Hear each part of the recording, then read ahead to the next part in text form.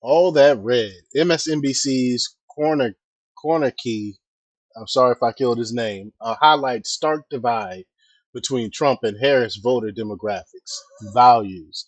We're going to check out this clip here. Now, we all know there's a divide. Like, the Democrat Party has been hemorrhaging the working class over the years. And now it culminated to the last election where Trump overwhelmingly won the working class because the working class figured out that the Democrats actually don't have their best interests at heart. It's the party of the of big corporation. It's the party of big pharma. It's the party of war. And forgot about us um, working class, middle class people. So we're gonna talk about it. We're gonna play the clip. But before we get started, go ahead and hit that like button. Share this out so we can get this information out there. Subscribe if you're not already a subscriber, and hit that alarm bell so you know when I'm putting out new stuff. Also, check out my link tree in the description. It has a link to my Patreon. That's where I talk about things that I can't talk about here. There's also a link to my Instagram and my X account, so follow me there as well.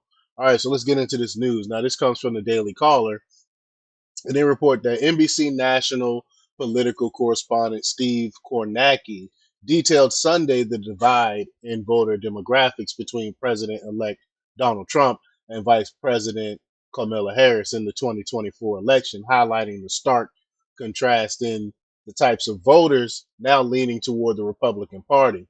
Following the election results, Democrats appeared puzzled by Trump's popularity among some of their key voting blocs, such as Black and Hispanic men. While Harris attempted to appeal to more voters, she was heavily criticized for vague responses during her interviews and placating to voting bloc through proposed race-based policies. Unity on the basic values Americans hold have significantly dropped among Republicans, Democrats, and independents since 9/11. Cornett pointed out on Meet the Press that 8 out of 10 voters surveyed by the network believe that the United States is more greatly divided than united. Let's just get to this clip here. Here we go. To take us through where we stand, I'm joined by my colleague, NBC News political correspondent Steve Kornacki. Steve, break it down for us. Yeah, Kristen, I guess you could say there's consensus, but the consensus is on how fundamentally divided we are as a country. Again, you showed this a minute ago. This isn't even about issues. This is just about the basic values we have as Americans. Do you think we're united or greatly divided on those values? 8 out of 10 saying we are greatly divided on values. And this cuts across party lines. You can see it right here. Democrats, Republicans, independents, very few of any of them say we are united on values. And just to put this in some context, it doesn't have to be this way. It wasn't always this way. This right here, you're looking at numbers right after 9/11. Obviously, that's an extreme moment in our history. But again, look at the unity the country was feeling at that moment. And, 2 decades later, look how far those numbers have descended since 9/11. So some context, some perspective there. And again, you get to the issue then of how each side of the divide looks at each other. And again, what you see here are numbers that tell you this goes beyond policy differences. This goes beyond just basic disagreements about issues. You're asking each party about what they think of the other party. So you're asking Democrats, do you think that Republicans respect democratic institutions? Not many Democrats say that about Republicans. Not many Republicans say that about Democrats. Do you think the other party governs honestly? Almost no Democrats, almost no Republicans say that about the other party. You see it here, too, on the question of tolerating different types of people. So the view that each side has of the other, it's deep suspicion, hostility between the two parties, between the two sides of the divide. How does this play out in our elections? How did it play out in November? We talk about the different demographic divides that have been driving elections now. Gender, one of them. This goes back decades. We've really had a gender gap since 1980. In this election, Trump winning men by 12, Harris winning women by 8, a gender gap of 20 points. Third straight election, the gender gap was at least 20 points. We see it on marriage. Married voters, heavily for Trump. Unmarried, heavily for Harris. We see it among white voters, not so much yet with non-white voters. We're keeping an eye on that. College degree. Without a degree, Trump wins by 34 points. White voters with a degree, Harris by 8. An enormous gap right there. And then you could take a look right here as well in terms of how this would look on the map. These are all the counties in the country. This is over 3,100 counties. And you think of those demographic divides.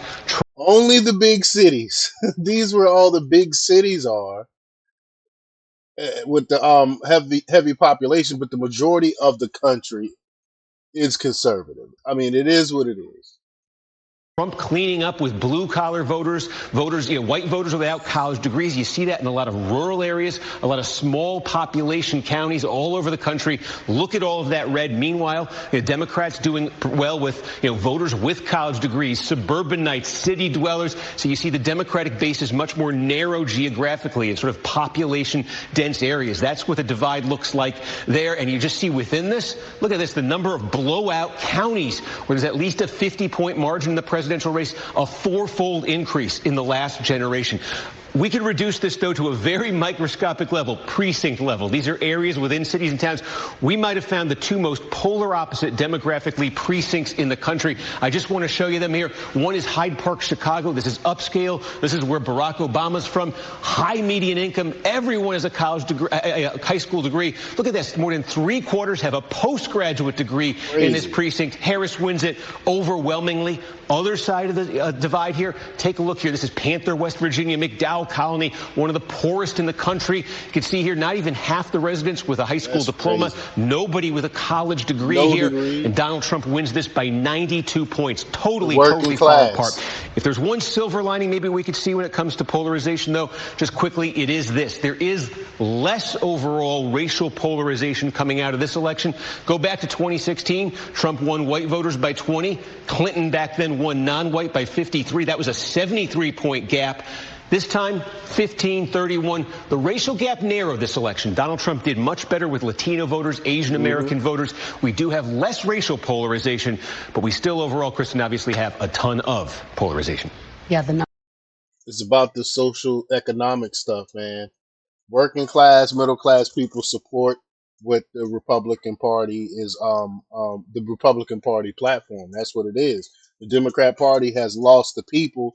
The Democrat Party is the people of big corporation. We all know that.